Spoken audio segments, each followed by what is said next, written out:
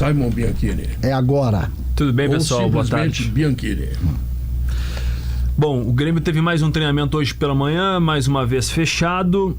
Nas redes sociais, o Grêmio está evitando de dar muitas pistas. Por exemplo, os seguintes jogadores não aparecem nas imagens. Kahneman, que já desfalcou o Grêmio nas duas últimas partidas, provavelmente vai ser ausência mais uma vez. Desconforto físico, o Grêmio não divulga lesão. O Renato apenas falou que ele tinha alguns problemas físicos. Não é gripe? Eu ouvi isso hoje. Forte. Mas é uma gripe então forte, porque ele está fora desse jogo contra o Atlético Mineiro. Uma gripe há 2 semanas. Janeiro. Hoje, 2 semanas esse jogo. Tem gente que... Gemerson, Edenilson, PP, Cristaldo, Monsalvo e Bright White. Não aparecem nas imagens. Vamos ver de novo. Kahneman, Gemerson, Edenilson, PP, Cristaldo, Edenilson, PP, Cristaldo, Gemerson, Monsalvo e Bright White. Ontem todos treinaram, a exceção foi o Kahneman. Hoje o Grêmio não divulgou as imagens com esses jogadores. Os demais prováveis titulares, sim, participaram do treino.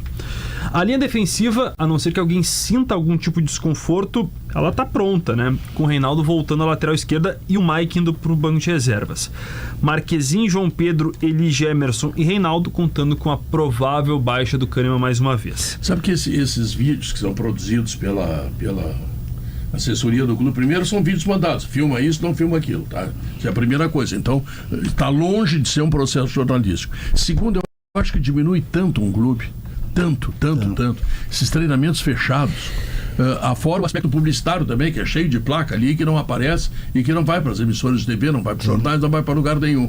Eu acho que é uma diminuição do tamanho do clube, está fazendo a direção do Grêmio, que o Grêmio não merece, pela grandeza, pelos títulos, por tudo que o Grêmio tem na história. Eu acho baixo. Essa é uma rotina, né, Pedro? Essa é uma rotina que entrou e acho que chegou para ficar. Acho que não muda isso, mas dá para fazer um pouco melhor do que está fazendo. O Grêmio não divulga nada. Por exemplo, essa questão do Kahneman. O Kahneman é uma referência para o Grêmio, um jogador histórico para o Grêmio. Ele jogou até o momento 31 partidas. O Grêmio no sábado vai jogar a partida de número 60. Isso é a metade dos jogos. Esse ano?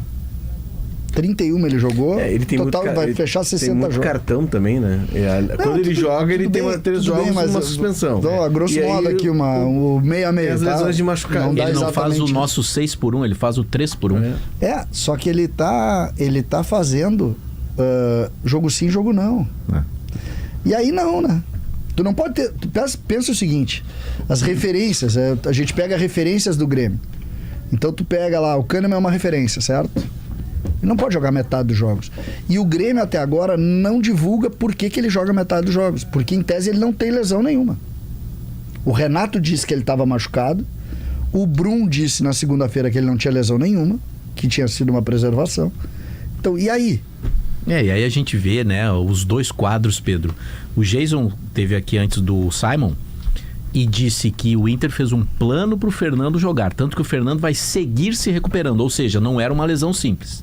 Mas o Grenal era o quê? Muito importante, o Fernando consegue jogar ali 45 minutos, né? Somando acréscimos e tal. Entrou perto de isso, né? 40 minutos. Isso, jogou 40 minutos. O Kahneman, nessa versão do Brum, ele foi preservado no Grenal?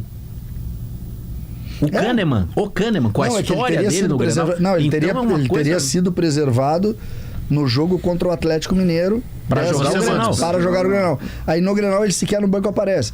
Só que o que isso determina? E eu acho que esse é que é o ponto. O que isso determina é que quando tu divulga mal, ou quando tu não divulga, ou não combina a história, ou quando tu comunica errado, tu cria espaço para especular. Todo o espaço da especulação, ela surge de uma comunicação mal feita. Se tu comunica bem e é transparente, acabou a especulação. Tu pega a especulação e enrola ela e diz o seguinte, não, eu disse, acabou. Quando tu não faz isso, Marco, tu tá dando... E o Grêmio é o exercício da especulação. A todo momento surgem situações no Grêmio porque o Grêmio não se comunica bem. O Grêmio consegue fazer. Mas isso tem uma orientação que o Renato já deixou claro nas entrevistas, que é dele. E ele já disse que ele vai fechar, que ele vai esconder, que médico não fala, que enfim, que não tem boletim. É uma definição o treino estratégica dele. O treino, eu concordo. Só que quando tu começa a colocar fatos dentro disso, existem fatos. Fato 1, o Kahneman não jogou. Nós até não sabemos por que não jogou, mas nós sabemos que ele não jogou. A gente estava lá no jogo e ele não apareceu. Então, isso é fato. Quando tu tem, num jogo, ele não aparece, no outro ele não aparece, e o Grêmio não divulga nada, tu diz, não, ele é jogador do Grêmio, né? Ele tem contrato, tá no bid? Sim, tem. Tem salário? Tem salário. Fica parecendo que tá escondendo e não uma estratégia. Exatamente. Algo aconteceu. Não aconteceu. Diferente, por exemplo, de tu esconder as imagens e ele aparecer no Grenal. Era uma estratégia para tentar lá enganar o adversário. Tá tudo certo, a gente já viu o Inter isso. naquele Grenal histórico lá Do Fabiano. inventou que o Fabiano teve uma lesão. Mas isso tá dentro do... O Arce com o gesso também. Tá dentro da brincadeira do jogo. Agora, quando ele não joga uma vez, quando ele não joga outra vez, quando ele não aparece, aí tu diz, não, para aí, o que tá acontecendo? Por quê? Porque tu tá baseado em fato. A especulação, ela nasce da falta de informação. Então, esse ponto é que me assusta. A gente até vai aqui, eu e o Simon, a gente tem mais ou menos a mesma linha de pensamento com relação ao time do Grêmio. A gente vai chegar num time parecido. Só que a gente vai chegar em cima do quê? Em cima do que a gente conhece do Renato. É isso que vai determinar com que a gente comece a escalar o Grêmio. Não pelo que o Grêmio produz, não pela qualidade dos jogadores, mas sim pelo que a gente conhece do Renato. Tá se falando até na volta do Pavon, né? Que ele poderia voltar. Aí que tá. Montamos a linha defensiva. O volante vai ser o Vila Sante. O Dodge está suspenso. Naturalmente, o PP seria o substituto.